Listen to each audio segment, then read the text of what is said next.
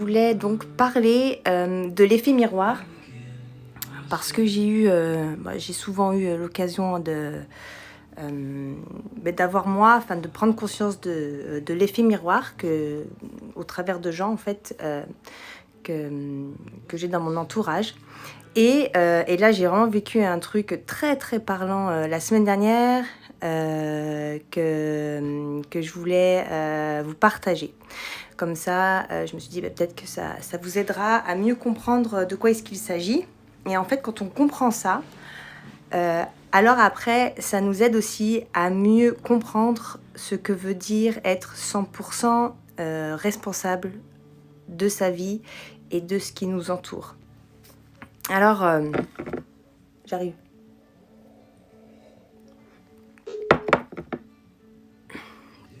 Alors en fait, la semaine dernière, voilà ce qui s'est passé. Romain, donc mon conjoint, est quelqu'un qui prend énormément de place. Beaucoup de place. Et alors, j'ai aucun problème avec ça. Par contre, parfois, son énergie Bonjour Marie-Pierre.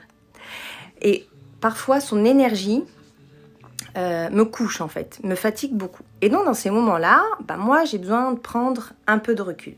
Seulement, la semaine dernière, Romain n'a pas été capable de me laisser prendre du recul. Et donc, je suis rentrée dans une très, très grande colère vis-à-vis de lui. C'est-à-dire que toute la semaine dernière, j'avais l'impression, comme quand il y a un enfant qui dit à sa mère « Hé maman, viens jouer avec moi, viens jouer avec moi, viens jouer avec moi » et que la maman, elle lui dit « non, là tu vois, je suis fatiguée, j'aimerais bien me reposer un peu, tu sais. » « Ah ouais, ah oui, t'es fatiguée. Mais moi, je veux un câlin, viens me faire un câlin. » Et vraiment, donc moi, ça, je le traduis comme une dépendance affective que Romain peut avoir vis-à-vis de moi, mais qui est vraiment très légère, très minime, mais juste le peut me faire vraiment vriller. C'est-à-dire que cette partie de lui qui vient me chercher moi peut vraiment me faire vriller. Et la semaine dernière, en fait, c'est comme si il ne m'avait pas autorisé à prendre du recul. Donc j'ai vraiment, ça a été très compliqué. Et au plus, en fait, je m'enferme du coup dans cette colère et au moins je suis capable d'analyser ce qui est en train de se passer. Et puis, comme je vous l'ai dit, lundi, je crois, ou c'était mardi, donc j'ai été me faire masser. Et celle qui me masse, c'est une dame qui ressent les énergies, c'est une dame qui ressent les émotions. Et donc, à l'issue de mon massage, voilà ce qu'elle me dit. Elle me dit « Mais Émilie, il faut que tu as le droit de prendre ta place, tu as le droit de prendre toute la place dont tu as besoin. » Alors là, je me dis, mais je comprends pas bien ce qu'elle me dit. Donc je lui explique, je lui dis oui, mais moi, mon conjoint, il peut pas que je prenne ma place. Et vraiment, j'étais là en train de le pointer du doigt, lui, parce que j'étais dans une grosse colère. Et ce que cette dame me disait, je ne voulais pas le comprendre, je ne l'entendais pas, je ne le comprenais pas. Et donc, elle était en train de me dire, elle, tu as le droit de prendre ta place, mais je l'entends pas à ce moment-là. Et quand, en fait, notre mental nous bloque et quand notre mental nous empêche quelque part de comprendre, c'est que vraiment derrière, en fait, il y a une vérité qui se cache. Et là, tout d'un coup, tout d'un coup, j'ai compris. En fait, il y a une partie de moi qui veut se prendre du bien, qui veut se faire du bien. Et une autre partie, en fait, qui, par culpabilité, je sais pas, j'ai pas encore trouvé de quoi est-ce que cette partie est faite, mais en tout cas, il y a une autre partie qui me dit non, Émilie, tu n'as pas le droit de prendre du temps pour toi. Donc, je vis à l'intérieur de moi une certaine dualité. Et tant qu'elle est vivante, cette partie-là, tant que je ne l'aurai pas écoutée, tant que je ne l'aurai pas acceptée, alors j'envoie inconsciemment des messages non verbaux à Romain, à mon conjoint, qui lui dit « Viens me chercher. Tu peux dépasser la limite que je suis en train de te mettre, que je t'exprime verbalement, physiquement. Je te le dis, regarde, je suis en colère. » Mais je lui transmets d'autres signaux inconscients dont je n'ai pas conscience qui veulent dire « Non, en fait, rentre dans mes limites. Viens me chercher. » Et quand je suis en colère contre lui, je suis au final en colère contre moi-même, contre cette partie-là que je n'entends pas, mais qui fait bel et bien partie de mon inconscient.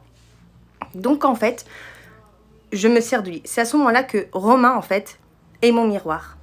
C'est pour ça qu'à chaque fois qu'on vit une colère, qu'on vit de la frustration, du jugement, de la critique, de la haine, tout ça, alors il faut pouvoir se poser la question... Qu'est-ce qu'il y a chez moi qui me déclenche ça, qui fait que je vois ça chez l'autre en fait.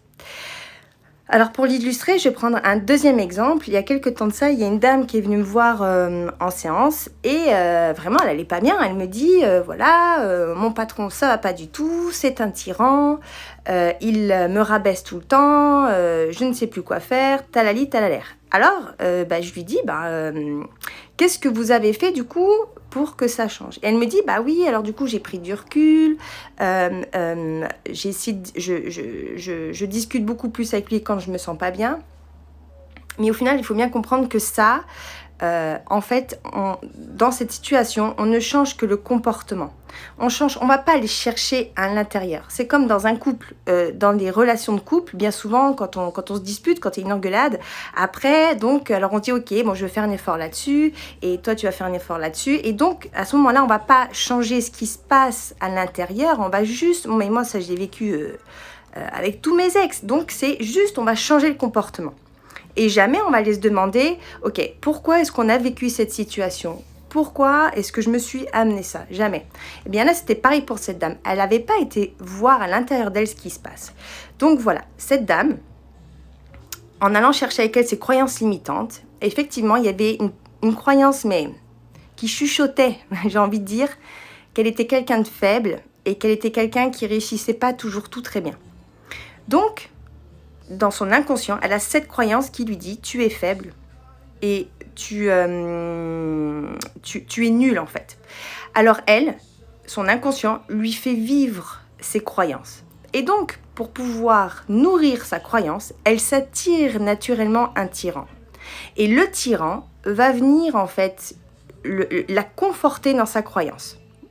Et le tyran, s'il a besoin d'elle, c'est parce que le tyran, très probablement, il a besoin d'écraser les gens. Et quand il écrase les gens, lui, il se sent au-dessus. Donc c'est une question de sécurité inconsciente. Quand j'écrase les gens, alors je suis là au-dessus et personne ne peut me toucher. Ça me fait sentir être quelqu'un de puissant. Je suis en sécurité. C'est des comportements, enfin c'est des jeux psychologiques. Donc elle, pour nourrir sa croyance, a besoin d'un tyran. Et lui, il a besoin de quelqu'un de faible. Donc chacun se nourrit leurs croyances. Alors j'ai dit à cette dame, à partir du moment où vous allez commencer à retirer cette croyance, à travailler dessus et à la transformer en je suis quelqu'un de solide, j'ai les épaules, j'ai confiance en moi, alors naturellement, elle va dégager une énergie qui déjà, au lieu de peut-être se tenir comme ça, naturellement, elle va prendre une autre position. Et naturellement, elle va dégager inconsciemment des signaux non-verbaux qui vont pouvoir envoyer, en tout cas, à ce tyran, je ne suis plus une faible, je ne suis plus quelqu'un de nul, mais le tyran, du coup, il lui foutra la paix, parce que lui, il aura besoin de gens faibles, qui se pensent faibles. Et alors, quand elle aura réglé son problème, son tyran, elle ne le verra plus. Vous voyez? Donc c'est ça en fait l'effet miroir. C'est quand il se passe autour de nous, quand il y a des comportements de gens qui viennent nous bouleverser, c'est qu'il y a une partie de nous intérieure. Ça raconte ce qui se passe à l'intérieur de nous. C'est comme avec les enfants. Les enfants, je leur dis toujours allez jouer, et au final ils sont toujours dans mes pierres, beaucoup moins depuis un certain temps, mais quand même ils sont encore beaucoup présents, mais parce qu'une partie de moi leur demande de rester là. Comme si je ne m'autorisais pas à prendre toute ma place, comme si je ne m'autorisais pas, ou j'étais dans une dualité de non Émilie, toi tu peux pas te faire plaisir, soit par culpabilité, soit par je ne sais quelle croyance, j'ai pas encore travaillé suffisamment dessus. Mais tout ça pour vous dire que maintenant, à partir du moment où j'ai compris ça, ma grosse colère pour Romain, elle s'est envolée. Plus terminée, en fait. Et ça, c'est bon, je le vois plus. Je suis libérée, véritablement, je me suis libérée de quelque chose qui pouvait me peser dans ces comportements qui parlent de pseudo-dépendance affective, mais que je voyais comme ça, en fait. Donc voilà. Alors, je sais pas s'il y a des questions ou pas là tout de suite, puisque j'ai fait un live un peu improvisé. Le peu de personnes qu'il y a là, s'il y a quelqu'un qui a des questions, j'y réponds volontiers. Sinon, voilà, je crois que j'ai un peu tout dit sur l'effet miroir dont je voulais vous parler, puis qui est important. Alors, à chaque fois que vous vivez une colère, une frustration ou quelque chose vis-à-vis de quelqu'un d'autre, allez réfléchir ce qui se passe à l'intérieur de vous. Et en plus, moi, ce qui s'est passé avec Romain, c'est vraiment, je suis tombée dans cette colère et c'est comme si j'essayais de remonter, j'étais au fond d'appui, j'essayais de remonter pour prendre de l'air, pour pouvoir analyser ce qui se passe et j'en étais incapable.